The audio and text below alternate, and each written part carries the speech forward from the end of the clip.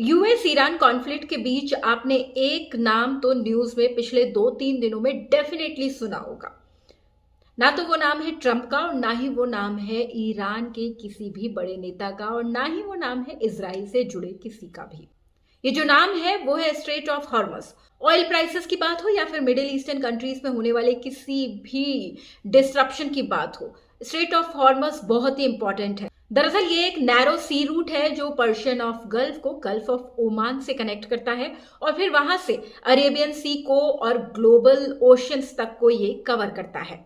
Geographically अगर देखें तो इसके नॉर्थ साइड पर ईरान है और इसके साउथ साइड पर ओमान और यूएई है। ये पैसेज इतना नैरो है कि एक पॉइंट पर आकर ये सिर्फ और सिर्फ 33 किलोमीटर वाइड है और जहां से ऑयल टैंकर्स गुजरते हैं वहां पर शिपिंग लेन सिर्फ और सिर्फ 3 किलोमीटर वाइड है, जिसकी वजह से इसे दुनिया का सबसे नैरोएस्ट मैरीटाइम हाईवे भी बोला जाता है।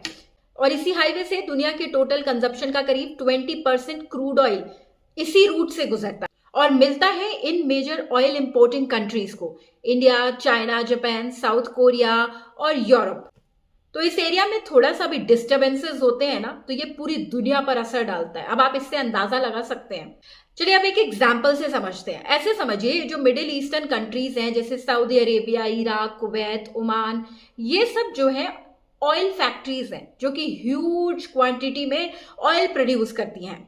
लेकिन इसी ऑयल को दुनिया के बाकी देशों तक पहुंचाने के लिए एक ही हाईवे है और उस हाईवे का और उस रूट का नाम है स्ट्रेट ऑफ हॉर्मस।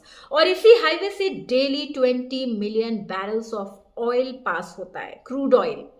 इसलिए स्ट्रेट ऑफ हॉर्मस में जरा से भी डिसरप्शन से सिर्फ मिडिल ईस्ट ही नहीं पूरी दुनिया में उथल पुथल मच जाती है। पूरी दुनिया पर कह लो आप असर पड़ता है।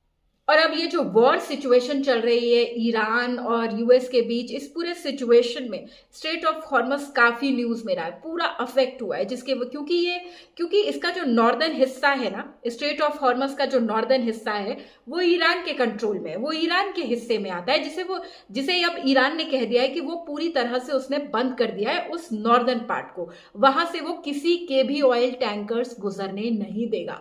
और अगर किसी ने हिमाकत की, किसी देश ने कोशिश की कि वो अपने ऑयल टैंकर्स उस नॉर्दर्न पार्ट से जो ईरान वाला हिस्सा है वहां से गुजरने की कोशिश करेगा या वहां से पास ऑन कराने की कोशिश करेगा तो ईरान उसे बम से उड़ा देगा। लेकिन ईरान के इस स्टेटमेंट के बाद ट्रंप की भी एंट्री हुई। ट्रंप बीइंग ट्रंप, उन्होंने कह दिया कि यूएस सुरक्षा देगा। जिस देश को अपने टैंकर स्ट्रेट ऑफ हॉर्मस से गुजारने हैं या पास ऑन करवाने हैं वो ले जा सकते हैं, कोई दिक्कत नहीं होगी उन्हें। लेकिन फिलहाल की जो सिचुएशन है उसे देखकर तो ऐसा लग नहीं रहा है कि दुनिया भर के किसी भी देश को ट्रंप की बातों पर, ट्रंप की सुरक्षा पर भरोसा हो, यकीन हो।